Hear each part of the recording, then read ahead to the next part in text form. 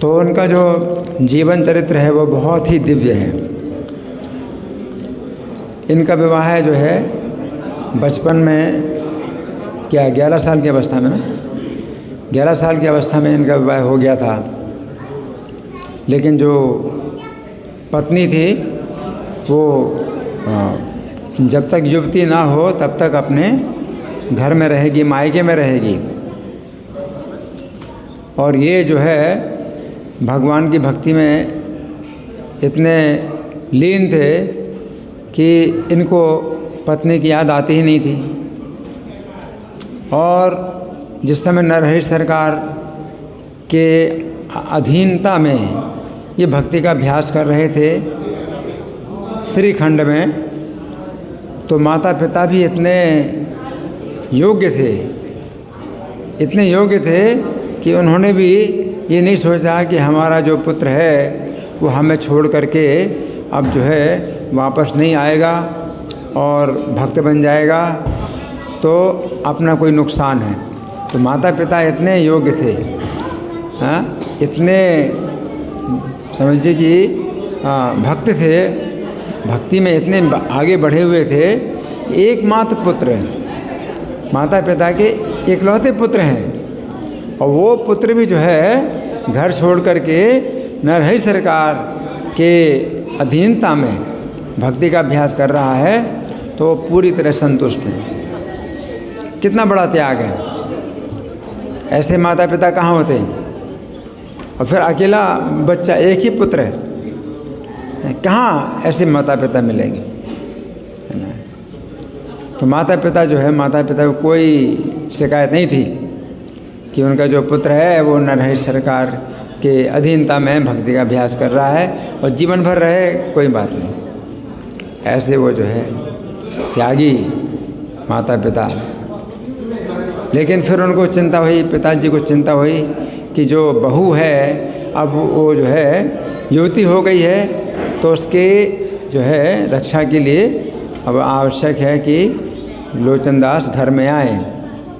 इसके लिए भी इनके पिता कमलाकर नरहरि सरकार के पास गए और उनसे विचार किया, और मांगा, उत्तर मांगा कि आपका क्या उत्तर है, आपका क्या आदेश है।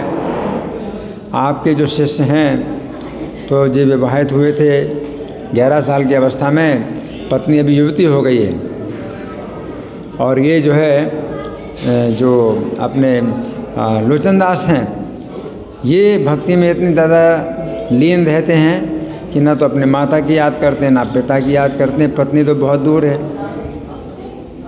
और इनकी इच्छा नहीं होती कि अब जाएं, घर में जाएं या ससुराल में जाएं या पत्नी को स्वीकार करें, बिल्कुल इच्छा नहीं होती। लेकिन गुरु की आज्ञा का विरोध नहीं कर सकते। नरहरि सरकार ने आज्ञा दी कि तुम जाओ अपने ससुराल और अपनी पत्नी को लेकर के घर में रहो, गृहस्थ आश्रम में रहो। अब गुरु की आज्ञा का जो है उल्लंघन नहीं कर सकते। लेकिन भगवान जानते थे इनकी इच्छा क्या है। तो देखो कैसे भगवान ने ऐसा योग बनाया कि गुरु की आज्ञा का भी पालन हो जाए, इनकी इच्छा भी पूरी हो जाए। तो ये चाहते थे कि विरक्त के रूप में पूरा जीवन बिताएं, गृहस्थ के रूप में नहीं, विरक्त के रूप में जीवन बिताएं, हैं, और साथ साथ गुरु की आज्ञा का भी उल्लंघन ना हो। तो देखो भगवान ने इतना मतलब वो बना दिया, ऐसा योग बना दिया कि जिस स्त्री से उन्होंने पूछा था अपने ससुराल का घर, और उसको माता भी कह दिया, वही स्त्री जो है उनकी पत्नी थी।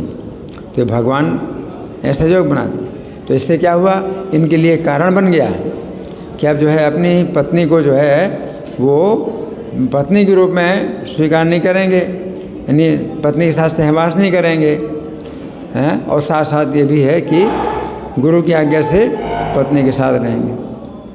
तो कोई जो है ब्रह्मचारी अगर ब्रह्मचारी आश्रम में रहता है तो और ब्रह्मचर्य का पालन करता है तो प्रशंसा की बात है।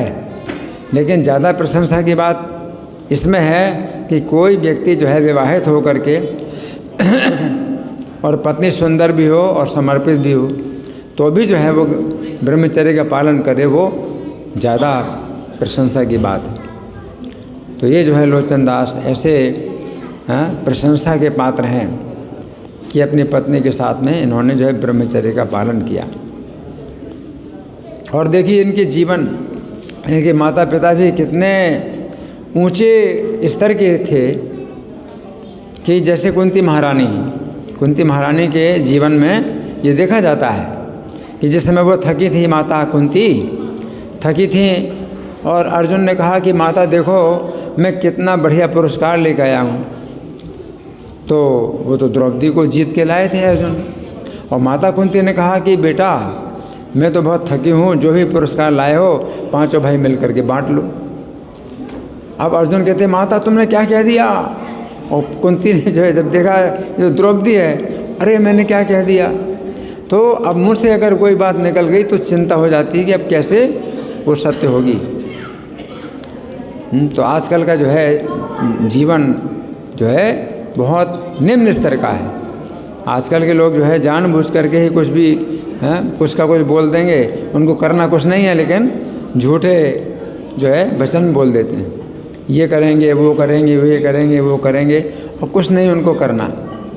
और ये जो है इनके जो कुंती महारानी जैसी माता हैं तो उनको जो है यही चिंता हो गई कि अब द्रौपदी का जो है मैंने ऐसा आज्ञा दे दी द्रौपदी के लिए कि पांचों भाई मिलकर बांट दो। तो पांचों, एक स्त्री का विवाह जो है ना एक से ज़्यादा व्यक्ति से नहीं हो सकता।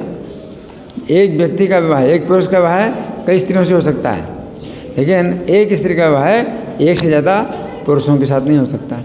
कैसे होगा? तो उसमें व्यास जी आए और व्यास जी ने जो है बताते हैं कि नहीं, तो आपके मुँह से जो निकला है वही द्रौपदी के जो है भाग्य में लिखा है। और द्रौपदी के ये पांचों जो है पति हैं, पिछले जन्म का भी इनका वो संबंध है ऐसा कि पांचों जो है इनके द्रौपदी के पति बनेंगे। और राजा द्रुपद को भी समझाया और पांचों पांडवों के साथ द्रौपदी का विवाह कराया। और कुंती माता के जो मुँह से निकले हुए शब्द हैं वो सत्य हुए। तो इसी प्रकार से जो है ये भी, इनके माता पिता भी और ये लोचन दास भी इतने ऊंचे स्तर के थे कि अगर मुंह से निकल गया माता अपनी पत्नी के लिए तो फिर पत्नी के साथ जो है वो जो है सहवास नहीं कर सकते। इतना जो है मतलब ऊंचे स्तर का जो है जीवन है ना। तो भगवान के जो है जो बहुत प्रिय भक्त होते हैं तो उनका फिर जो है जीवन, उनके जो है कार्यकलाप और उनके जो शब्द हैं वो भी तो ऐसे ही ऊंचे धरातल पर होते हैं, है ना। तो पूरे जीवन भर इन्होंने ब्रह्मचर्य का पालन किया। तो आज लोचन दास ठाकुर का आज तिरुभाव दिवस है।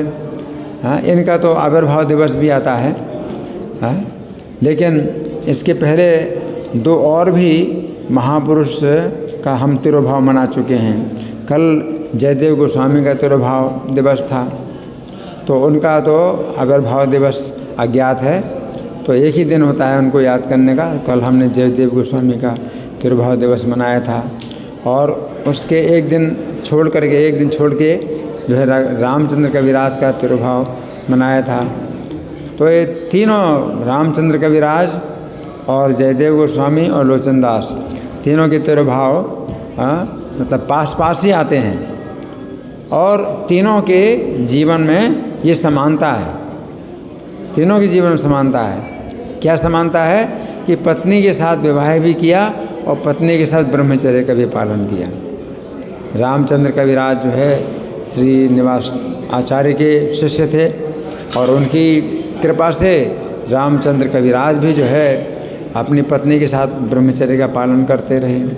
और जयदेव गोस्वामी बचपन से ही इतने बड़े भक्त थे, तो जगन्नाथ जी की आज्ञा से उन्होंने पद्मावती को पत्नी रूप में स्वीकार किया और जीवन भर ब्रह्मचारी बने रहे। और ये जो लोचन दास हैं अपने माता पिता के इकलौते पुत्र, और इतना ऊंचा स्तर था उनके जीवन का कि अगर उसको कह दिया, माता कह दिया, तो फिर पत्नी रूप में स्वीकार नहीं करेंगे, है ना। तो इसमें जो है बहुत बड़ी शिक्षा मिलती है कि नरहरि सरकार जो चैतन्य महाप्रभु इतने महान भक्त थे, हैं, चैतन्य महाप्रभु बहुत ही प्रिय भक्त थे, तो उनकी आज्ञा को भी शिरोधार्य किया इन्होंने, और जो इनकी इच्छा थी तो भगवान ने फिर इनकी इच्छा पूरी की। गुरु की आज्ञा थी कि पत्नी के साथ गृहस्थ आश्रम में रहो, और इनकी इच्छा थी कि मैं विरक्त के रूप में रहूं, तो भगवान ने दोनों इच्छाएं पूरी कर दी। गृहस्थ आश्रम में भी रहे और ब्रह्मचारी भी रहे, इस तरह से।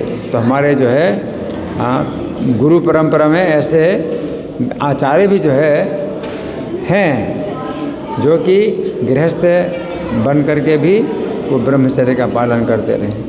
6 गोस्वामी हमारे वृंदावन के, तो वे ऐसे आचार्य हैं कि उनका जीवन तो एकदम विरक्ति से भरा हुआ है।